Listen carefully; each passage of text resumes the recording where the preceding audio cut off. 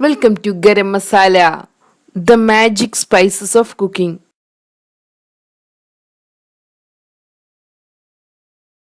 Oats coated chicken. ഇന്ന് നമുക്ക് oats ഉപയോഗിച്ച് എങ്ങനെ ക്രിസ്പി ചിക്കൻ ഫ്രൈ തയ്യാറാക്കിയെടുക്കുന്നതെന്ന് നോക്കാം.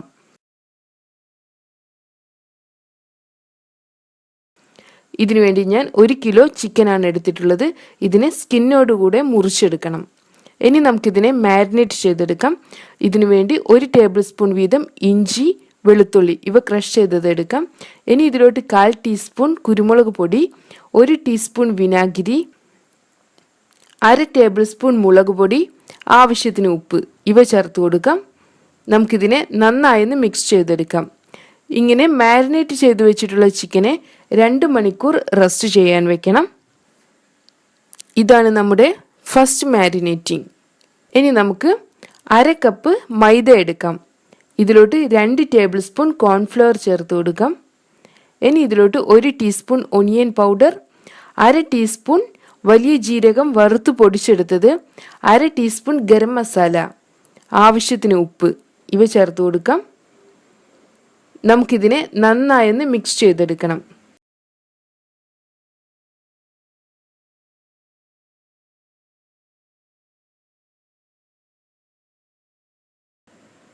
രണ്ട് മണിക്കൂർ മാരിനേറ്റ് ചെയ്ത് വെച്ചിട്ടുള്ള ചിക്കനാണിത്.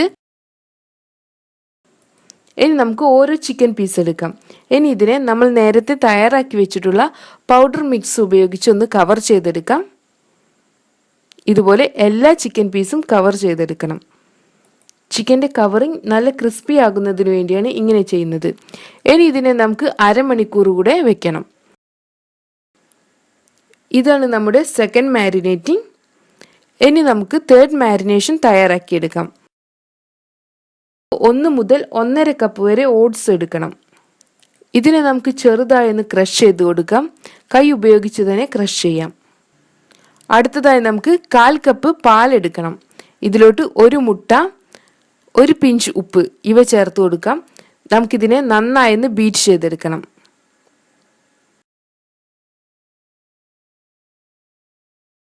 ഇനി ഫ്രൈ ചെയ്തെടുക്കേണ്ട എണ്ണയെ നമുക്കൊരു പ്രഷർ കുക്കറിലോട്ട് എടുക്കാം. ഇതിനെ ഒന്ന് തിളപ്പിച്ചെടുക്കണം. ഇനി ഓരോ ചിക്കൻ പീസായി എടുത്ത് എഗ്ഗിൻ്റെയും മിൽക്കിൻ്റെയും മിക്സ്ചറിലൊന്ന് മുക്കിയെടുക്കാം. ഇതിനെ നമുക്ക് ഓട്സ് കൊണ്ട് കവർ ചെയ്യാം.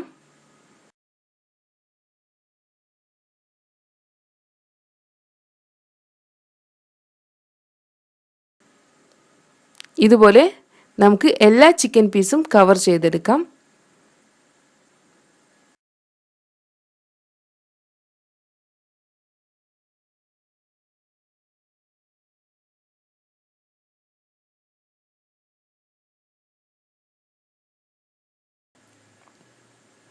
നമ്മുടെ ഓട്സ് കോട്ട് ചെയ്തിട്ടുള്ള ചിക്കൻ എല്ലാം ഫ്രൈ ചെയ്യുവാൻ വേണ്ടി തയ്യാറായിട്ടുണ്ട്.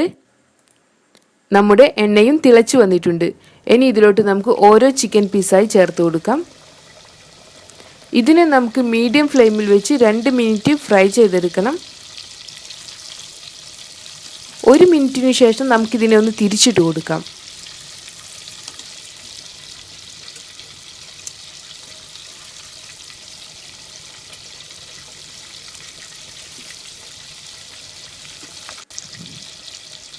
ഇനി നമുക്കിതിനെ അടച്ചു വയ്ക്കാം.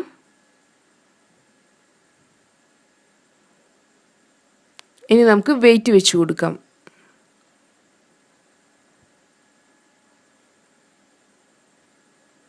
ഫസ്റ്റ് വിസിൽ വരുമ്പോൾ നമുക്ക് ഫ്ലെയിം ഓഫ് ചെയ്യണം. ഫസ്റ്റ് വിസിൽ വന്നിട്ടുണ്ട്. ഇനി നമുക്ക് ഫ്ലെയിം ഓഫ് ചെയ്യാം. 5 മിനിറ്റ് കൂടെ വെച്ചതിന് ശേഷം നമുക്ക് ബാക്കിയുള്ള പ്രഷർ കൂടെ റിലീസ് ചെയ്യണം.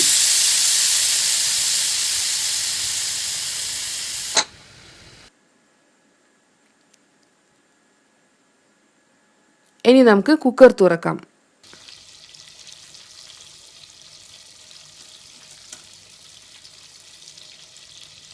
നമ്മുടെ ഓട്സ് കോട്ടഡ് ചിക്കൻ ഫ്രൈ തയ്യാറായിട്ടുണ്ട്. നമുക്കിതിനെ എണ്ണയിൽ നിന്ന് മാറ്റാം.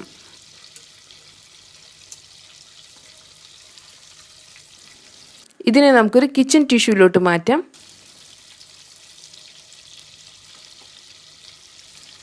ഇനി നമുക്ക് ബാക്കിയുള്ള ചിക്കൻ കൂടെ ഫ്രൈ ചെയ്തെടുക്കാം.